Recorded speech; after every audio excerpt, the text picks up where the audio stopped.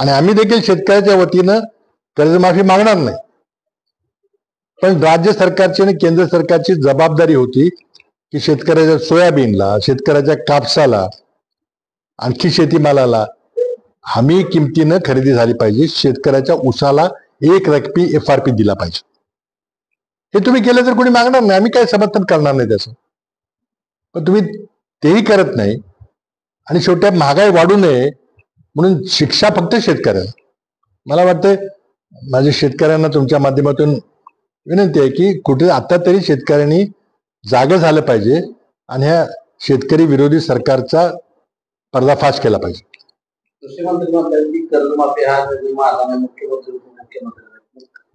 आता बघा, सरकार हे एक असतं आणि कोणी 4 जणांनी 4 वक्तव्य करून उपयोग होत नाही. ही जबाबदारी सर्वस्वी मुख्यमंत्र्यांची आणि सर्व मंत्रिमंडळाची आहे. आता मुख्यमंत्र्यांनी समर्थन केलंय की आम्हाला देता येणार नाही आणि हा निर्णय काय अजितदादांनी अर्थमंत्र्यांनी एकटा घेतला का? हा कॅबिनेटमध्ये ठरून झालेला आहे.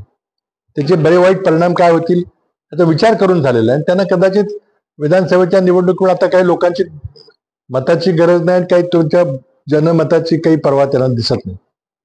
भाजपच्या काही नेत्यांकडून देशामध्ये बांगलादेशी घुसखोरांचं प्रमाण वाढलंय असं बोललं जात आहे.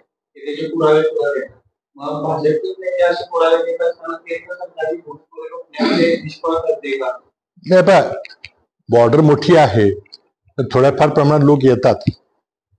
पण गेली 10 वर्ष 11 वर्ष भाजप सत्तेत आहे, तर त्यांना ही घुसखोरी जर होत असेल असं भाजपच्या नेत्यांचं म्हणणं असेल तर मग हा आक्षेप नरेंद्र मोदींच्यावर आहे की नरेंद्र मोदी हा घुसखोरी थांबवण्यामध्ये अपयशी ठरलेले आहेत.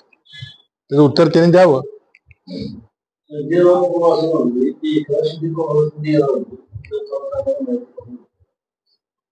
त्यावर मी उत्तर दिलं होतं की नो कॉमेंट्स म्हणून उत्तर दिलं होतं. त्याबद्दल मी काय बोलणार. नो कॉमेंट्स म्हणजे त्यात सगळं आलं ना काय.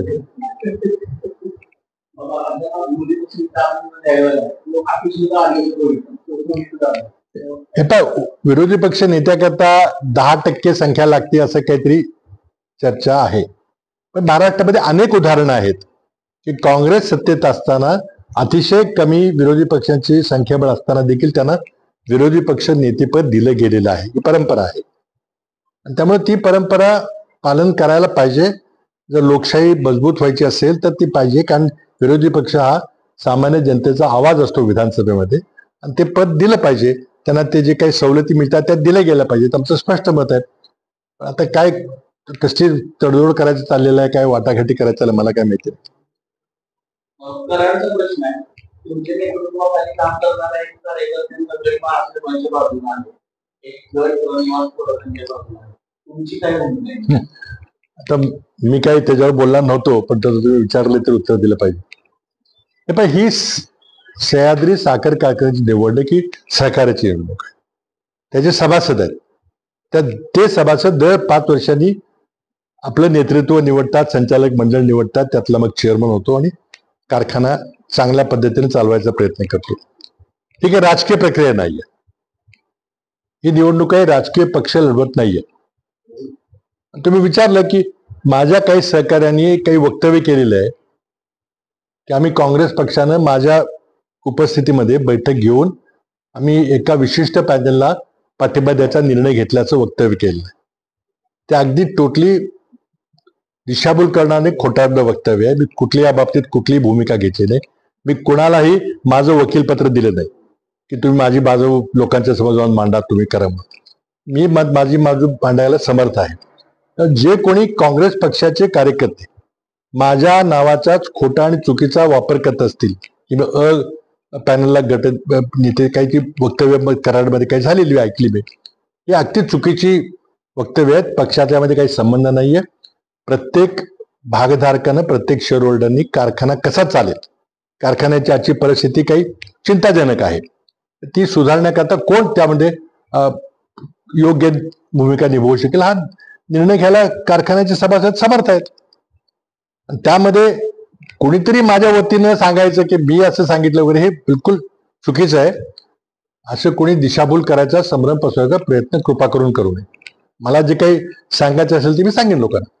मग मला तेच तोच प्रश्न आहे, तुमची भूमिका काय? बरं मी सांगतो की मी काय कुठं तुम्ही सगळे मी सभासद आहे का मी सभासद नाहीये.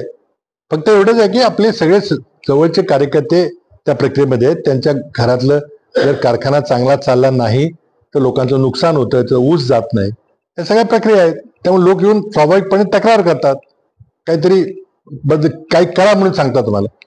आता ते त्यांनी निर्णय घ्यायचा आहे. तर मी त्या ठिकाणी थोड्याशा प्रक्रियेमध्ये मला येऊन लोकांनी सांगितलं, तर मी त्या ठिकाणी भूमिका अशी घेतली, मला जो कोणी भेटायला येईल त्याला मी भेटलेलो आहे. कुठल्या गटाचा असेल, एकदा आला दोनदा आला, प्रत्येकाला भेटले.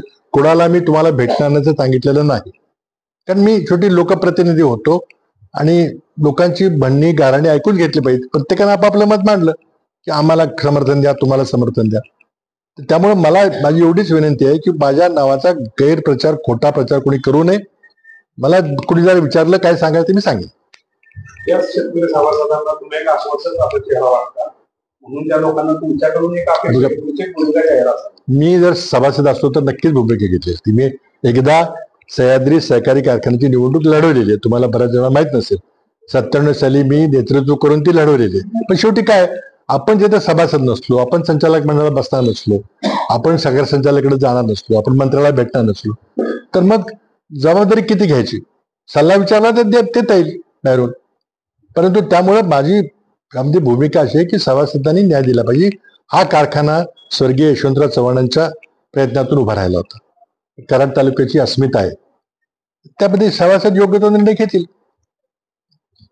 राज्यात औरंगजेब